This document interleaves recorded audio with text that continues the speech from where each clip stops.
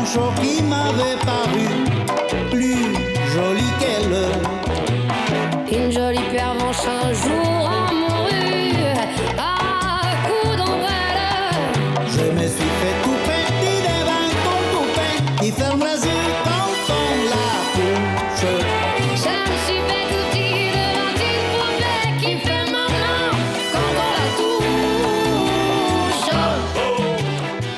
Bonsoir Dominique, Bonsoir, merci Mohamed. pour ce très bel extrait. On va continuer à en parler d'ailleurs. On vient d'écouter un extrait du disque Parole du Colombien Yuri Buenaventura. Ce sont des adaptations de chansons françaises, on l'a remarqué, version salsa. Voilà, c'est ça. Et là, on vient de le voir avec la chanteuse française Zaz, avec qui il reprend un titre de Georges Brassens, Je me suis fait tout petit. Et dans cet album, vous avez des classiques de la chanson française, du Brel, du Ferré, du Patrick Bruel aussi, de l'Aznavour. Alors, on a rencontré Yuri Buenaventura, il nous a parlé de son amour Quelle chance. pour la langue française. Et surtout, il nous a parlé de la complémentarité entre la langue française et les rythmes latins et caribéens. On l'écoute. Ma liberté, longtemps je t'ai gardée comme une perle rare. Ma liberté, c'est toi qui m'as aidé à larguer les amarres. Ça a commencé par la musicalité de la langue française, je pense. Parce que bonjour, tout ça. Je pense que la musique a commencé par là. Sont bons comme les bateaux et soudain, ça prévient comme un bateau qui revient. Et soudain, il y a mille sirènes de joie sur ton chemin. Je ne fais pas de reprises. Parce que si je fais des adaptations. Ouais. Parce que ça demande un dialogue entre les cultures adaptées. C'est pas juste prendre la chanson française. C'est aussi la faire dialoguer avec la polyrythmie, avec la bomba de Porto Rico, avec le guaguancó cubain, avec la cumbia colombienne, Et moi, c'est lui de avec le latin jazz. C'est un dialogue. Mais mon amour, mon doux, mon tendre, mon merveilleux amour, de l'aube au clair jusqu'à la fin du jour, je t'aime encore, tu sais, je t'aime. Quand nous amons, il y a quelque chose, pour moi, dans cet amour, quelque chose de spirituel. Et le rythme de guaguancó, c'est un rythme qui vient de la religion Yoruba. Et je l'ai fait dans ce rythme. C'est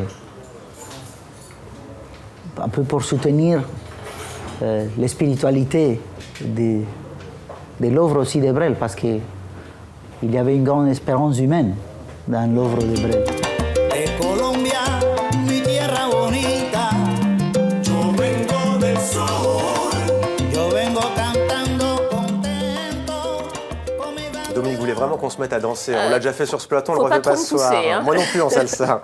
Alors on continue à parler musique, en tout cas Dominique, ce soir avec la Norvège. Vous nous emmenez sur le parvis de l'hôtel de ville. Oui, et on va tout de suite écouter le son que jouent les cloches de l'hôtel de ville. Vous allez me dire si vous reconnaissez.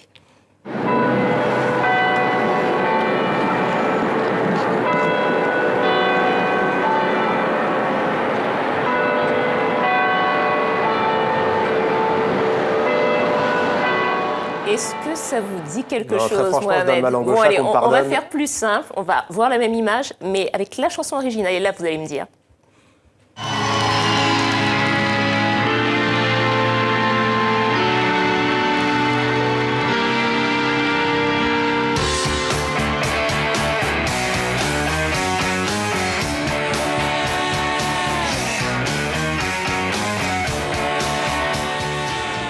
David Bowie, Changes, Changes. c'est son, Là, j'ai reconnu. oui, c'est son tube, c'est son tube. Eh ben, vous savez que le parvis, l'hôtel de ville, donc depuis hier, joue tous les soirs à D'Oslo 19h. d'ailleurs, on parle de parvis de l'hôtel de ville. On l'a pas Absolument, précisé, l'hôtel de Oslo, ville d'Oslo, ouais. en Norvège. Hein.